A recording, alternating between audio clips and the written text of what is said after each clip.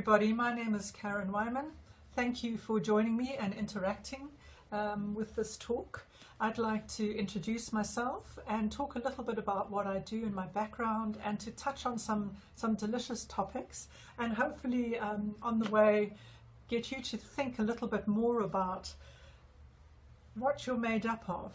You know, who are you? Where are you conscious? So a lot of delicious topics on the way.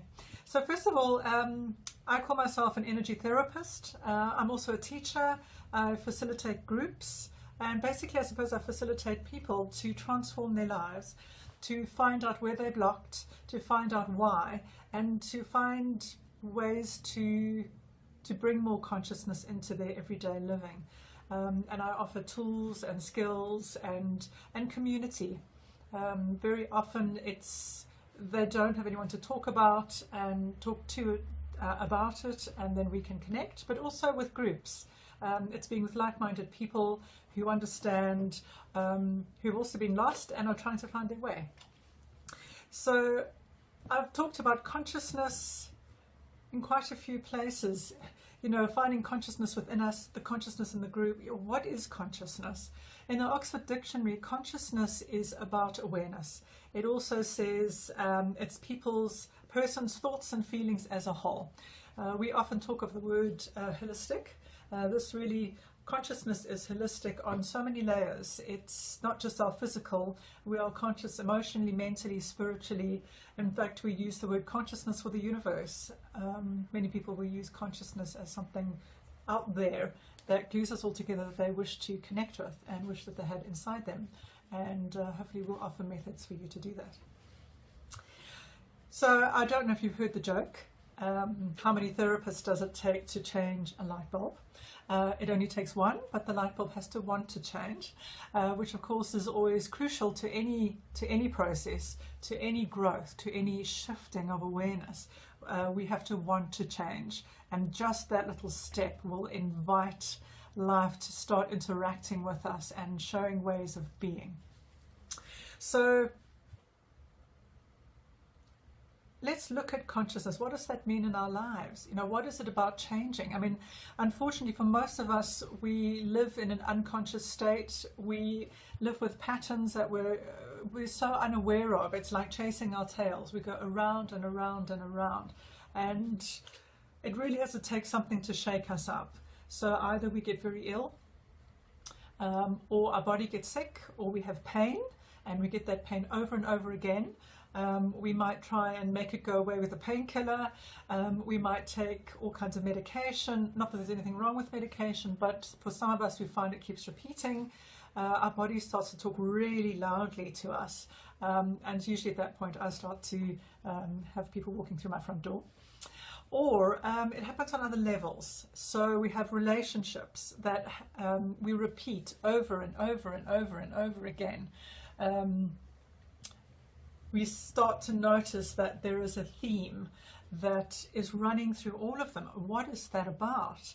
Or we might notice we blocked, I mean, here's something that is crucial for all of us, of course, in our money. So some of us find there's just never ever enough money. Or maybe we've started a business and we can't seem to attract, and it feels like something is slowing down.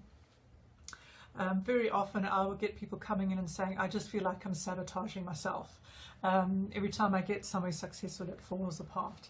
Or I want to feel more connected to the universe, or I want to feel more connected inwardly, or I don't feel connected with life or with people. I feel like I'm on the outside. There are so many doors into starting to discover that actually something's not quite right and we want to change it. And that's, as I say, where I start to come in as a therapist or as a group facilitator. People walking into my rooms or walking into a workshop and saying something's not working, can you help me? I want to start looking inwards. So of course this is a huge topic, and there are so many ways, and we're going to explore that. There are going to be courses and articles and blogs and all kinds of formats for you to tap into, as well as a community that we can discuss this with. It's such a delicious topic, because I believe one of the biggest things are sabotage patterns. They start to have a lot of power over our lives, and if we can be aware of them, we can make changes to our lives. Of course, the thing is, how do we start to do that? Now, for people who physically come to see me, I use something called kinesiology, which is all about muscle testing the body. There is a way to chat directly to the innate intelligence of the body and to get yes and no answers, so we can actually ask things. What generally seems to happen is we go through circumstances where there is something we're unconscious of. So we're at school, we have, for want of a better example, a teacher who picks on us in a moment that we don't realize. We feel like a victim, we feel angry, we don't know how to deal with it, we might be afraid of her, and we take that and we bury it in the body because we cannot express it outwardly, and that gets buried in the body. Feeling emotion is an energy. There might be even be an unconscious pattern that says I'm a victim, and yeah, that gets stored in the body. And of course, especially as children, we don't think about it twice. And you know, if we hold on to an energy long enough, eventually it will store in a part of the body, let's say the knee. We may find that the subconscious starts to go, oh, I must be a victim because I'm holding on to a pattern.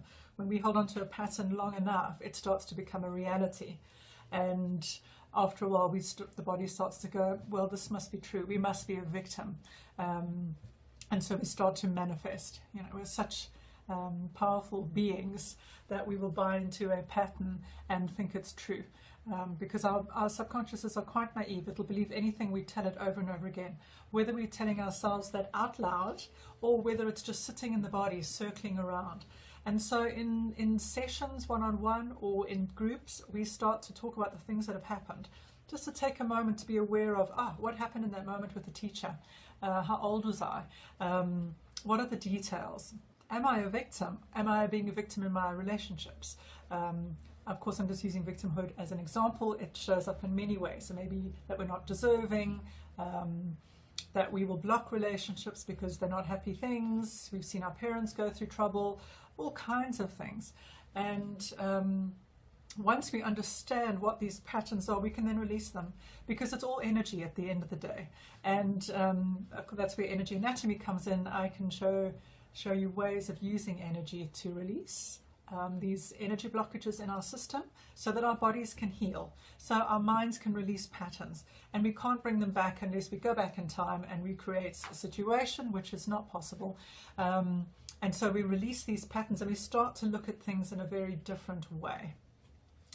And what I find is, for people who I see ongoing, or for people that are in groups, when they start to shake up these patterns and look at them differently, they start a journey of discovery, because they'll start thinking, are there other patterns?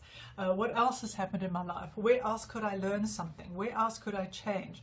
What do I want from an inner place?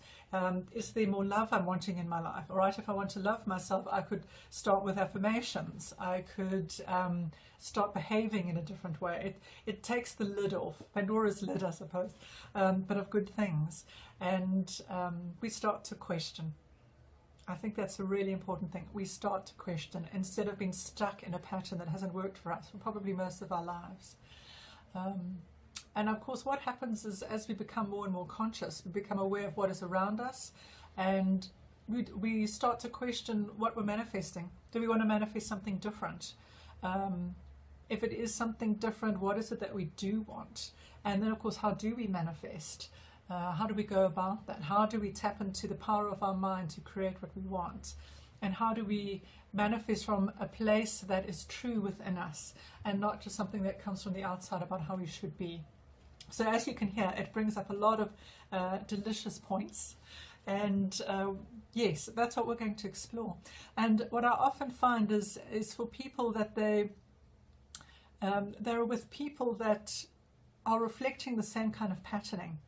And they start looking for community or for groups of people who are thinking, who are like-minded, who also have had this awakening. And hence the groups start to build. And I would like to do that online, and to offer that to you. as a way of exploring, but also to offer you community. We learn so much through each other, we don't realize it.